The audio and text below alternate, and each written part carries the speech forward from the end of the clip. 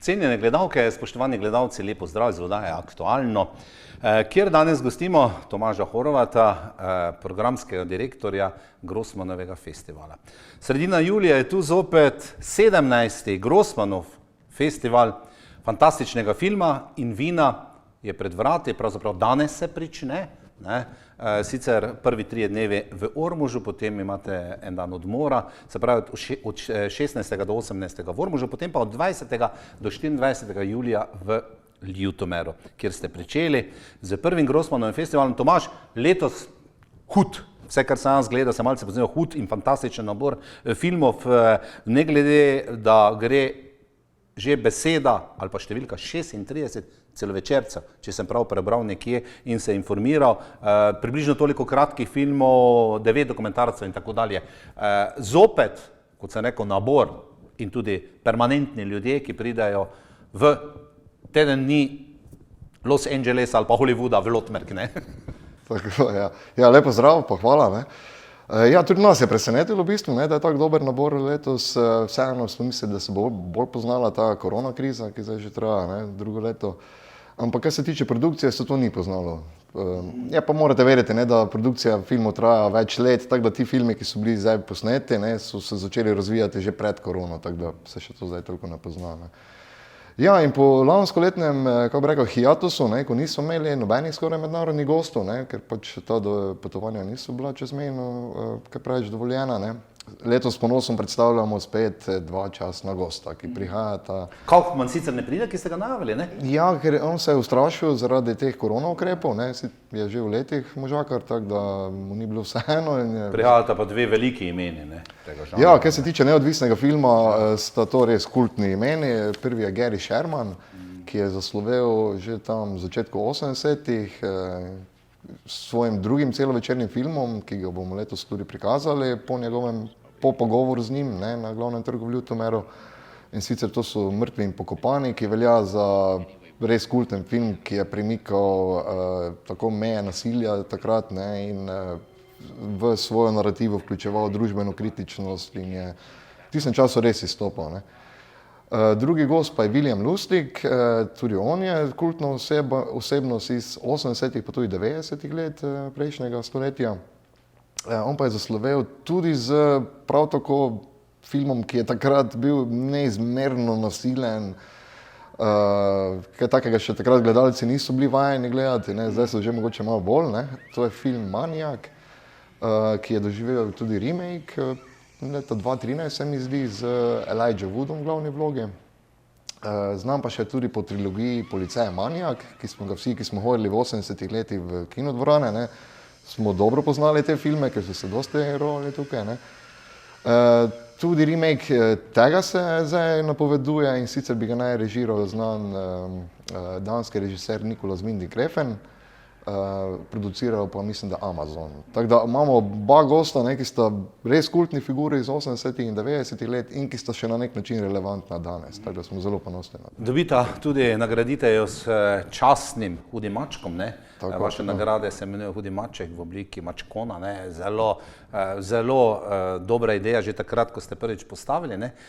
No, se pa potem tudi v konkurenci za ostale hude mačke, ne,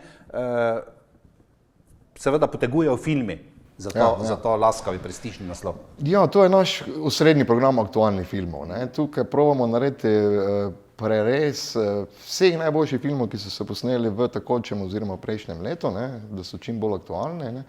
Pol damo v tekmovalni program, letos jih imamo 6 filmov celovečernih, ne, ki po našem mnenju najbolj izstopajo ali po kvaliteti ali po razpitosti posebnosti. Filma. Ja, tako je. Tukaj letos gostimo 2 režiserja, in sicer madžarskega Petra Bergendija, ki prihaja z odlično madžarsko grozljivko, moram reči, Post Mortem, ter iz Kanade prihaja Andrew Thomas Hunt, ki bo predstavljal celo 2 filma, sicer Rezervni deli ter Psycho Gorman, ki sta oba velika festivalska hita po tej mednarodni žanrski festivalski sceni. In pa prihaja še režiser prve belgijske zombi komedije, ki je res ultra zabavna in obljublja veliko smeha in krvavih prizorov. To pa je Lars de Meu, mislim, da sem prav izgovoril, ki seveda prihaja iz Belgije. Celovečerci, zgodba prav tako ima svojo težo, ne nazadnje, eden od teh častnih gostov bo tudi v žiriji, ne? Sherman. Ja, Sherman je predsednik žirije letos. Je predsednik žirije, ne? In tudi ocenjujete celovečerce, ne? Tako, izmed teh bo posebno strokovna žirija izbrala najboljši film, ki bo pol dobil, mislim, kako bi rekel, osrednjo nagrado festivala Hudi maček, to je pač Prleški Oskar, ne? In ki jo bomo podelili na zaključni prireditvi 24. julija v Ljutomeru. Bi še omenil samo druge žirerje, ki so, Gary Sherman je predsednik žirije, pol se mu bo pridružil še Severin Fiala iz Avstrije, ki je en izmed najperspektivnejših mladih režiserjev v Evropi. Znan je po njegovem prvencu najbolj Lahko noč mamica, katerega se tudi zdaj ravno, kar so napovedali remake v Hollywoodu in sicer z Naomi Watts v glavni vlogi. Severin pa je že dolgoletni prijatelj festivala, tako da nam je včas ga spet gostiti tukaj. Ter seveda vsem poznan slovenski režiser Andrej Košak, bo še tretji član žirije. Imate tudi kratkometražne, še to obstaja, v svoj čas smo tu gledali tisti kratki filmi, bilo jih je kopica, ne? Tudi to še verjetno je. Kako pa je z seveda Slakovim Hudim mačkom, namreč naš režiser Slak je bil velik prijatelj tudi v začetku v žiriji in tako naprej, ne?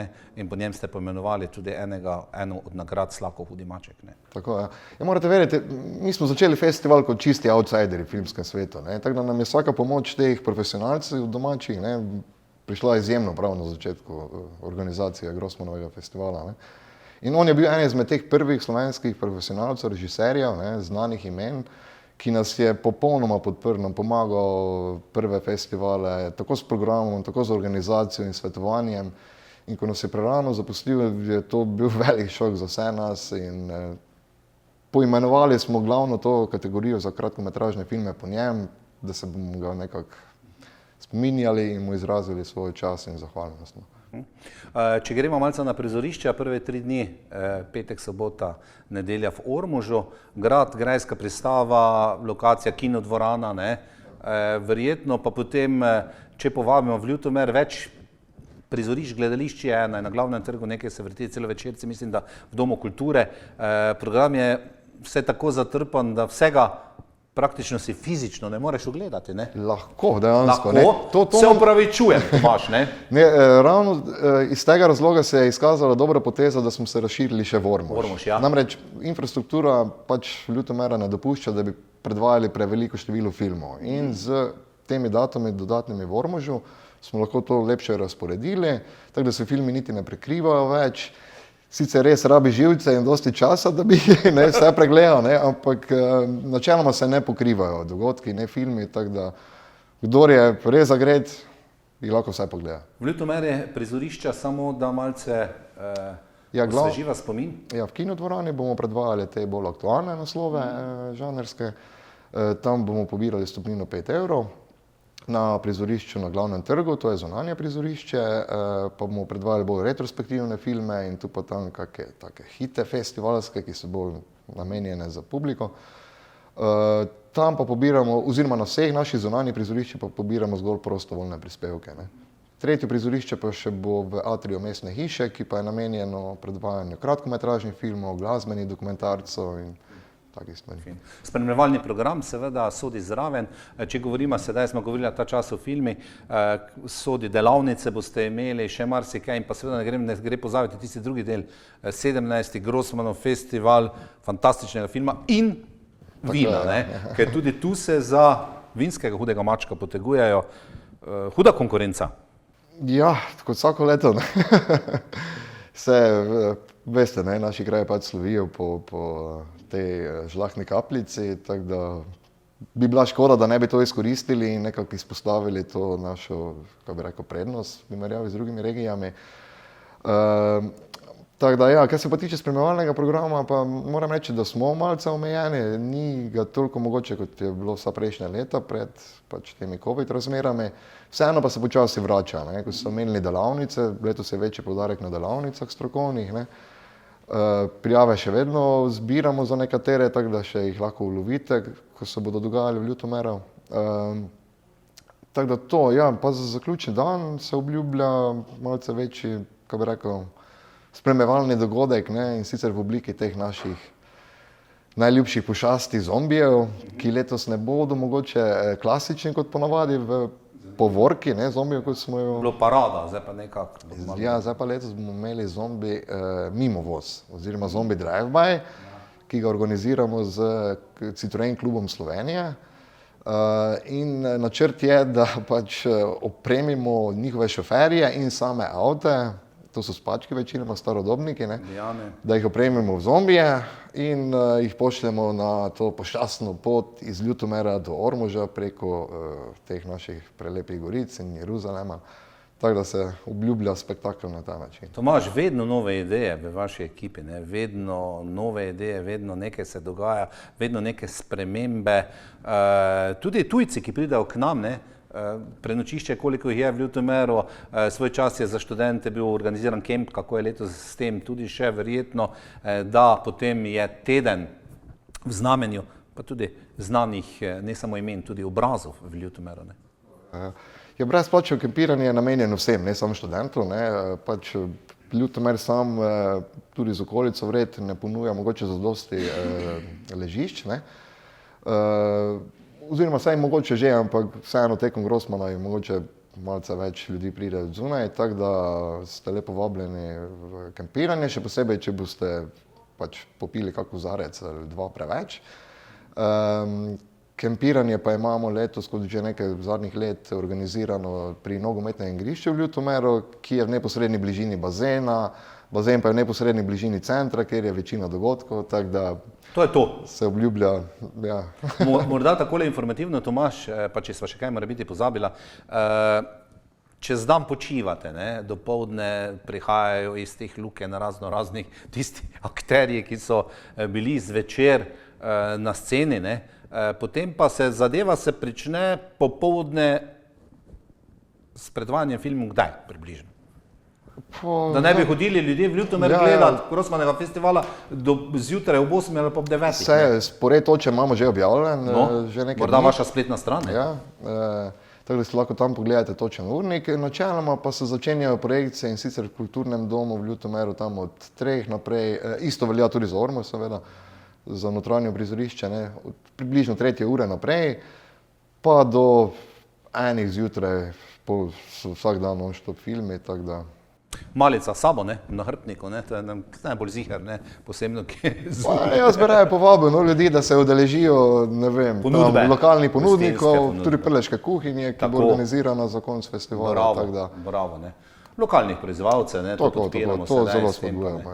Ja, hvala za obisk danes, torej v petek, 16. se prične, 17.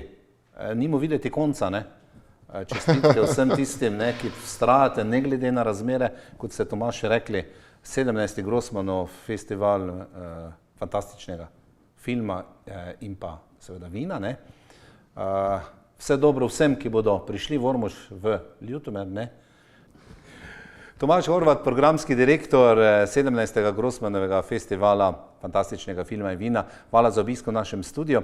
Vam, spoštovane gledalke in gledalci, pa s tole informacijo, ki ste jo danes dobili v pogovor z njim, seveda hvala za pozornost, da ste bili z nami in obiščite. Bodi si v Ormožu ali v Ljutomeru, v Lotmerki, Grossmanov festival. Če boste prišli prvič, nikar se ne bojte, za vse je poskrbljeno. Če pa ste že bili, pa v tem pa verjamem, da se boste ta teden v mestu Lotmerk, v mestu Groze dobro počutili. Srečno do prihodnjič.